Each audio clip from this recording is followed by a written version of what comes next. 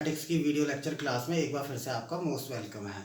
तो आज जो हम करने जा रहे हैं वो क्लास 10th चैप्टर नंबर 7 है हमारा कोऑर्डिनेट ज्योमेट्री। ठीक है, और आज का टॉपिक जो है वो है हमारा सेक्शन फॉर्मूला। ठीक है, तो प्यारे बच्चों, जैसे मैंने पहले भी बताया है आपको कि कभी भी आप किसी टॉपिक को पढ़ रहे हैं तो उस टॉपिक को पहले आप बिल्कुल उसको बेसिक से समझिए। ठीक है, और उससे जो फॉर्मूला निकल के आ रहा है उसको देखिए और फिर उसको लर्न कीजिए। तो उससे क्या होगा, तो एक तो फॉर्मूला लर्न भी इजीली हो जाएगा और काफ़ी टाइम तक आपके माइंड में याद रहेगा वो आपको। ठीक है, तो बेसिक से समझना बहुत ज़्यादा ज़रूरी है मैथमेटिक्स को। ठीक है, तो सेक्शन फार्मूला होता क्या है, पहले हम इसको समझ लेते हैं। इसके लिए हम कार्टेशियन प्लेन पर x x dash y y dash एक लाइन ले लेते हैं। लाइन है हमारी ए बी। ठीक है, जिसमें पॉइंट ए जो है एंड पॉइंट, इसका कोऑर्डिनेट है x1 y1 और एंड पॉइंट x2 y2 है b। ठीक है, अच्छा, इस पे कोई पॉइंट p गिवन है हमको जो इस लाइन ए बी को m1 और m2 के रेशियो में डिवाइड कर रहा है।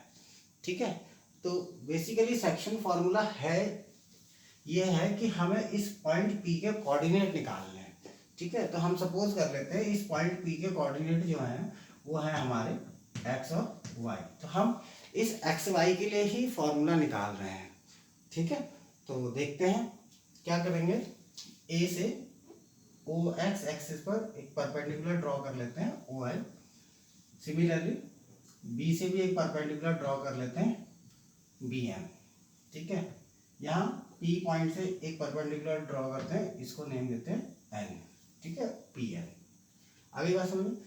अब जरा देखिए ये ओ एल डिस्टेंस कितना होगा, x1 होगा, है ना, क्योंकि कोऑर्डिनेट ए का क्या है x1 y1, x में x1 है।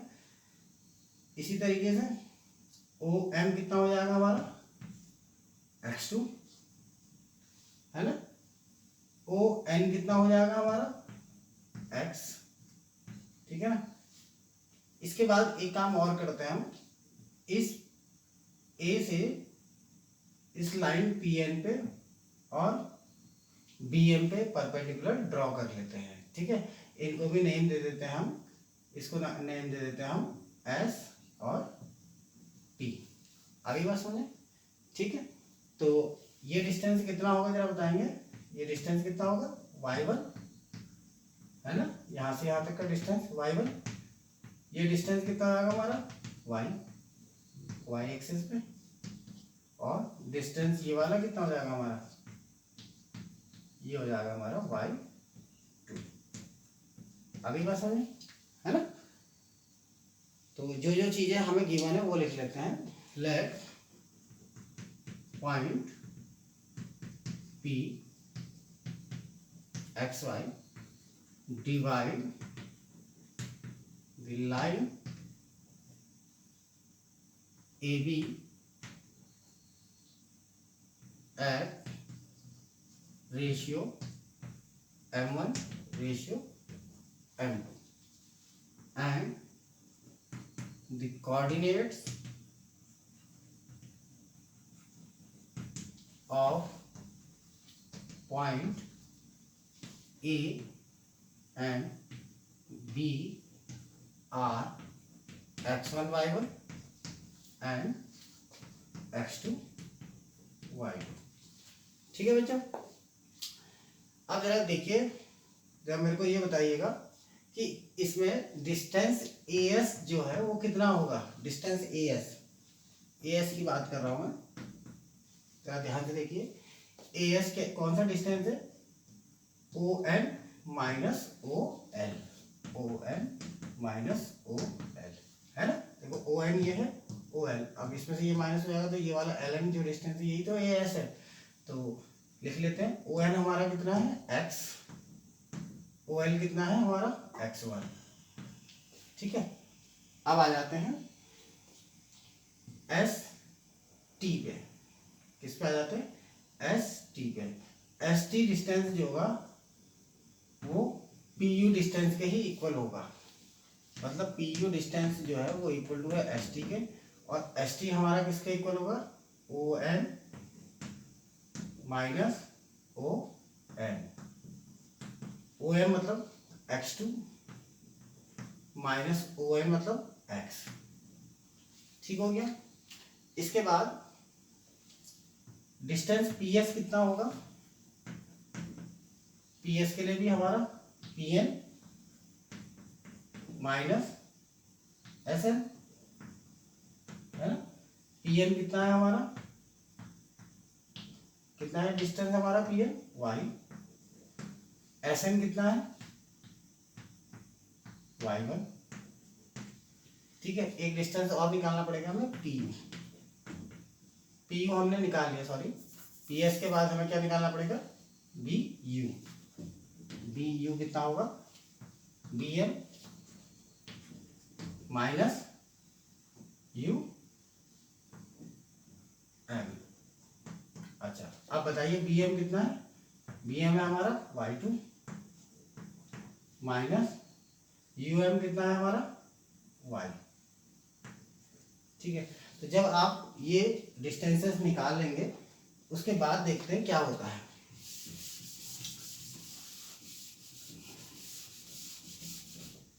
अब जरा ध्यान से देखिए कि ये भी हमें गिवन है कि ए पी और रेशियो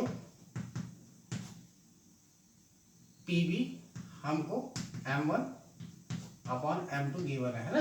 ये भी तो गिवन है हमें कि ये इसको कितने m1 और m2 रेशियो में डिवाइड करता है। इसका मतलब A P upon P B हमें दिया हुआ है m1 अपॉन m2। नाउ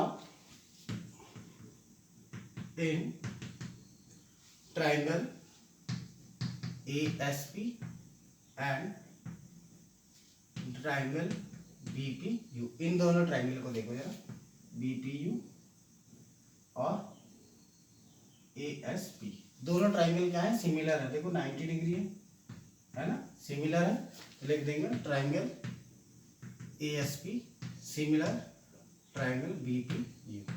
अच्छा, जब ट्राइंगल सिमिलर होते हैं तो एक प्रॉपर्टी आपने पढ़ी होगी कि कॉरस्पॉन्डिंग साइड रेशियोज क्या होते हैं, इक्वल होते हैं। तो इसका मतलब है AP upon PB is equal to होगा AS upon PU is equal to होगा PS अपॉन BU पे, यही होगा ना।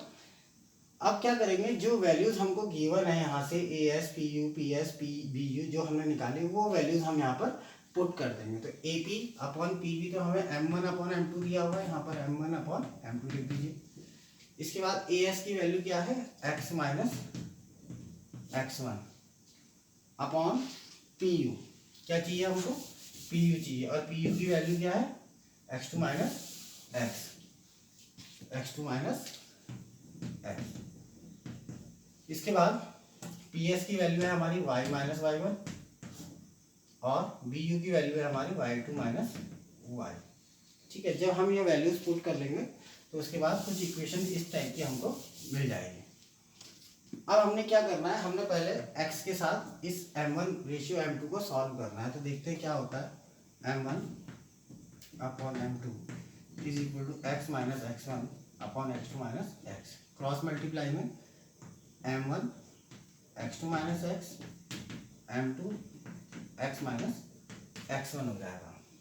इसको और आगे सॉल्व कर लेते हैं, m1 x2 minus m1x is equal to क्या हो जाएगा, m2x माइनस m2x1।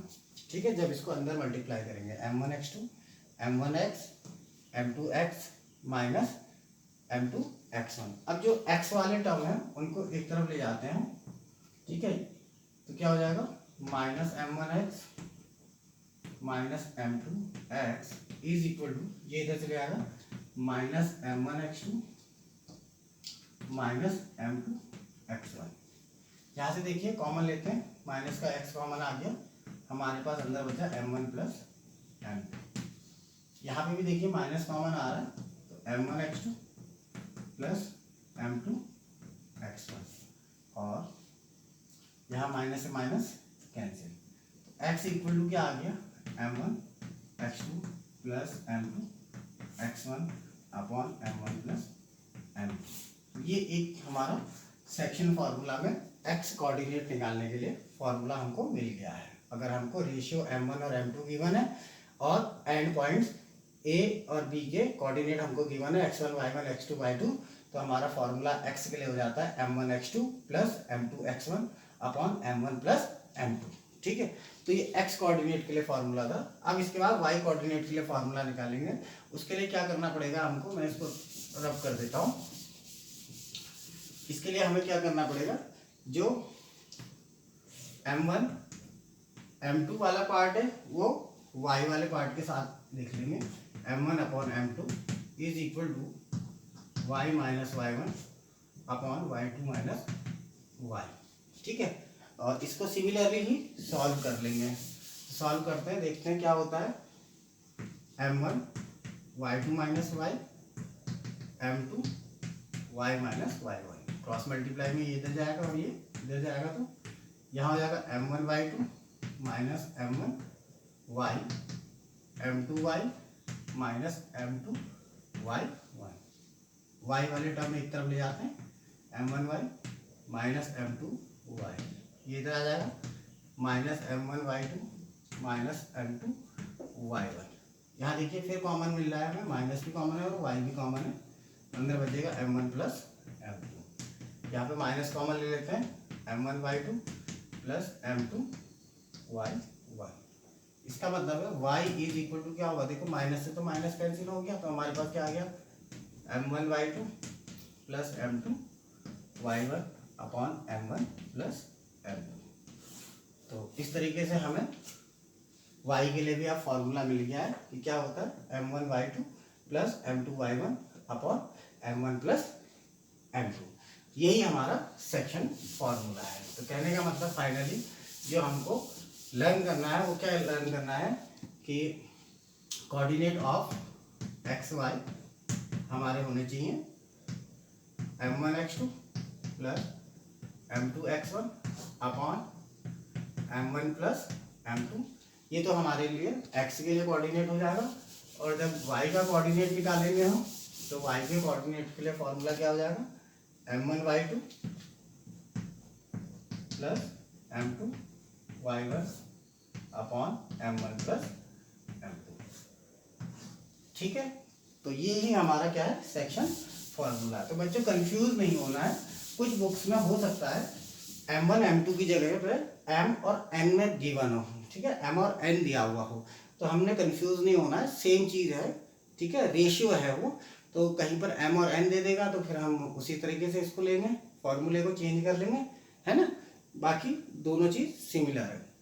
इसके बाद मैं एनसीईआरटी के कुछ क्वेश्चंस ले रहा हूँ, उनको देखते हैं कि किस तरीके से हम सेक्शन फॉर्मूला में उनको अप्लाई करें। इसमें मैं फर्स्ट क्वेश्चन ले रहा हूँ। फर्स्ट क्वेश्चन है हमारा, find the coordinates of the points. Question है find the coordinates of the points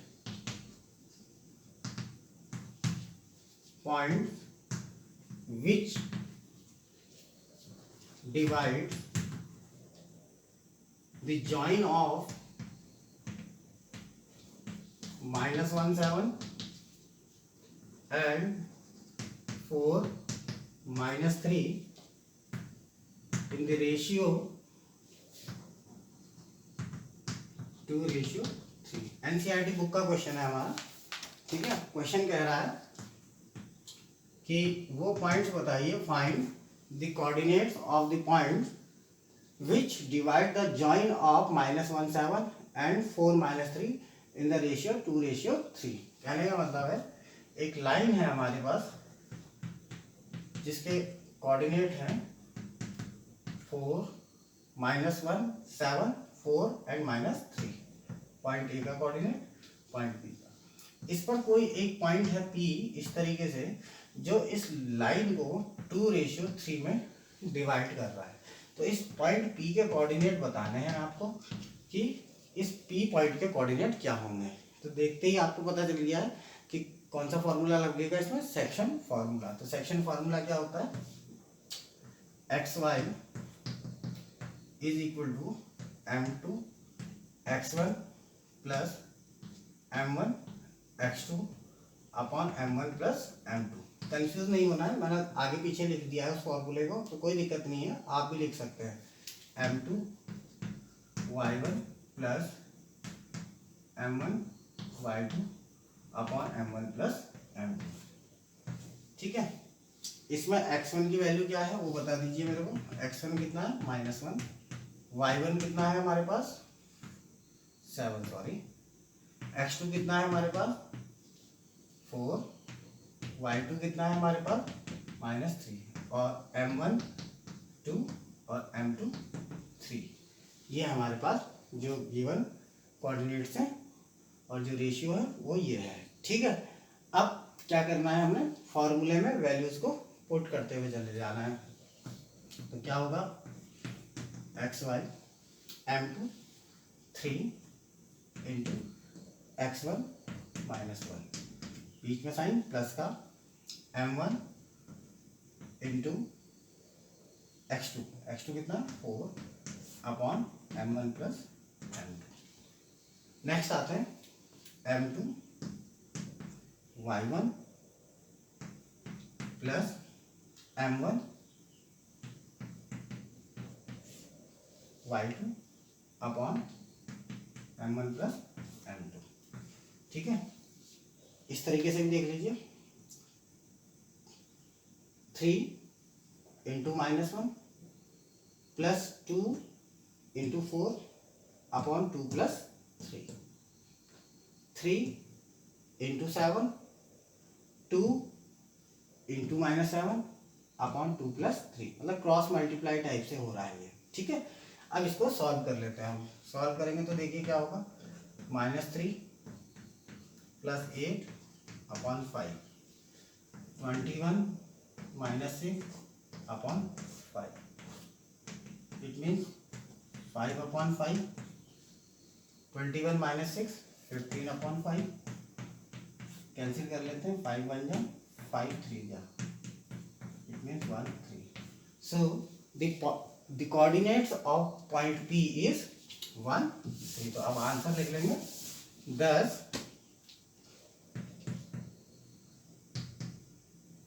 the coordinates of point P is 1 3। I hope ये क्वेश्चन आपके समझ में आ गया होगा।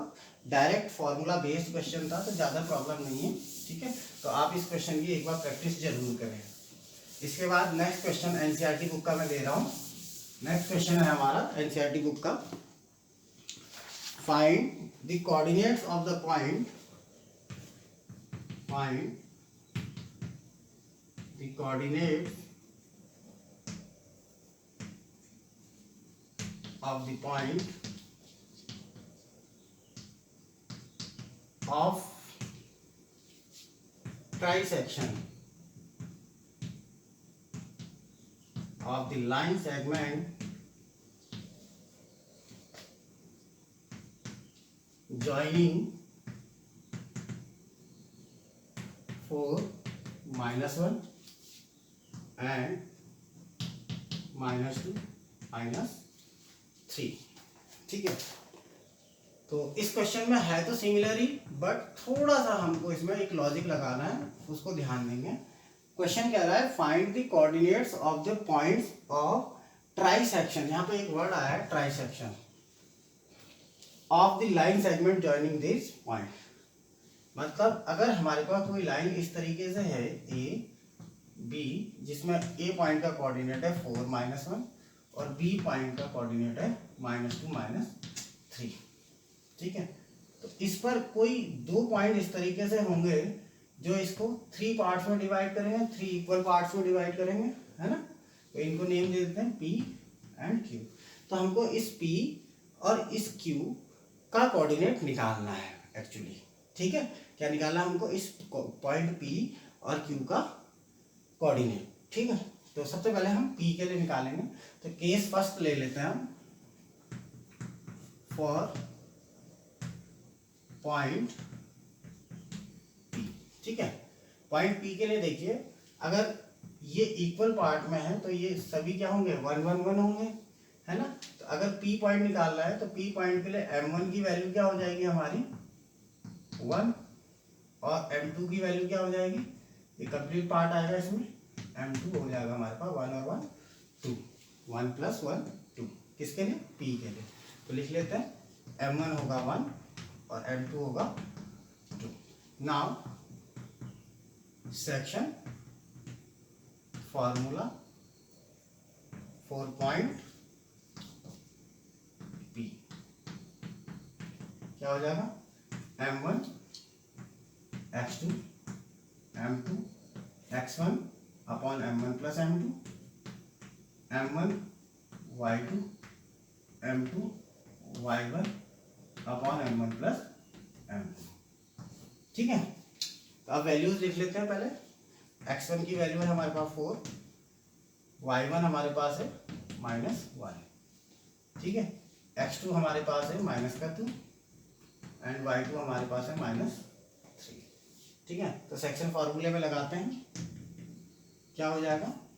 M1 1 इंटू x2, x2 कितना है? -2 plus M2 into x1 4 upon कितना आ जाएगा हमारे पास? 1 + 2। सेकेंड आते हैं, M1 y2 plus M2 y1, y1 है हमारे पास -1 अपॉन 1 + 2। सॉल्व कर लेते हैं इसको, कितना होगा? -2 4 2 8 अपॉन 3, यहाँ पे हो जाएगा -3 -2 अपॉन 3। तो सॉल्व करेंगे कितना आएगा? 8 - 2 6/3 एंड -5/3, 3 2 6। इसका मतलब है जो पॉइंट P है उसका कोऑर्डिनेट हमारा क्या आएगा? 2, -5/3, कितना आएगा? -5/3, ठीक है। अब हम केस ले लेते हैं सेकंड केस में क्या होगा? Q पॉइंट होगा, ठीक है। तो अब Q पॉइंट का कोऑर्डिनेट निकालेंगे, क्योंकि P का तो निकाल लिया हमने, है ना। P का क्या आया था हमारा coordinate? -2 and 5/3। Now for Q, case second है हमारा, ठीक है। इसके लिए M1 कितना होगा? 1 + 1 मतलब 2, और M2 क्या होगा? दिस पार्ट 1, ठीक है। तो M1 और M2 की वैल्यू हमें मिल गई है।